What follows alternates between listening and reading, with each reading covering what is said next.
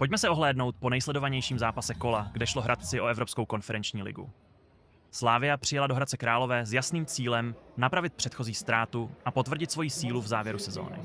Jenže znovu narazila na soupeře, který jí v téhle sezóně vůbec nesedl. A pro Hradec to nebyl jen další zápas. Hrálo se o Evropu. Výhra mohla znamenat jistotu postupu do evropských soutěží. A domácí tenhle moment zvládli dokonale. Hradec už v prvním vzájemném zápase v Edenu obral Slavii o body po remíze 2-2, potom doma vyhrál 2-1. A teď, po třetí v sezóně, znovu ukázal, že na sešívané umí.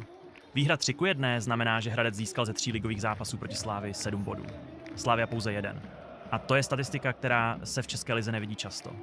Naposledy se Slavii něco podobného stalo proti Mladé Boleslavi na přelomu sezón 2014/15 a 2015/16. Tehdy také dvakrát prohrála, jednou remizovala a ze 3 zápasů získala jediný bod. Od té doby uplynulo víc než 10 let. Hradec tak napsal jeden z nejvýraznějších příběhů sezóny.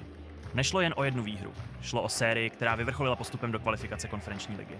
Pro Slavii je to nepříjemná připomínka, že v lize nerozhoduje jen kvalita kádru, ale i forma, odvaha a schopnost zvládnout konkrétní zápas.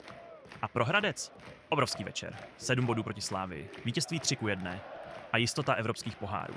Výsledek, na který se bude v Hradci vzpomínat ještě hodně dlouho. Co si myslíš o formě Hradce Králové?